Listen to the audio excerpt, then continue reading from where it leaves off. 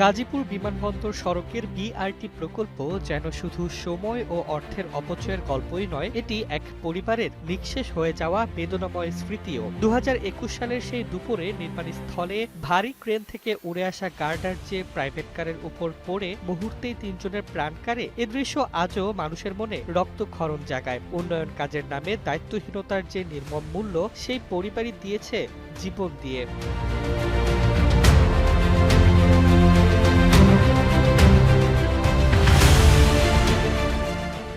২০১২ সালে ২০.৫০ kilometre BRT রুটের অনুমোদন দেওয়া হয় প্রায় ২,০৩৮ কোটি টাকায়, কিন্তু এক দশক পেরোতেই প্রকল্প খরচ বেড়ে দাঁড়িয়েছে ৩ গুণেরও বেশি। প্রস্তাবিত ব্যয় এখন ৬,৫০০ কোটি টাকার উপরে, অথচ কাজ শেষ হয়নি, ব্যবহার উপযোগী হয়নি, বরং প্রতিদিন দুর্বিষহ যানজট, শ্রম ঘণ্টা ক্ষতি ও অসংখ্য ব্যবসায়িক ক্ষতির ভার বহন করছে সাধারণ মানুষ।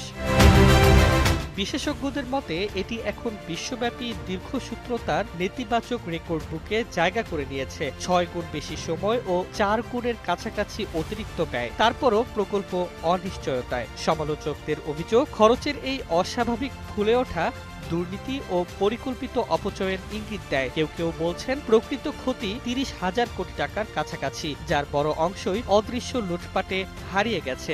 এমন অভিযোগও ঘুরে ফিরে আসছে।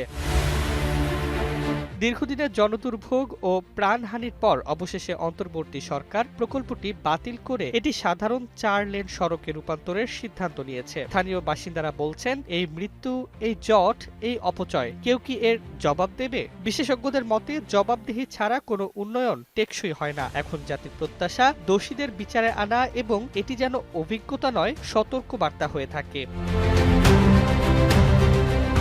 ডেস্ক রিপোর্ট, জয় জয় দিন।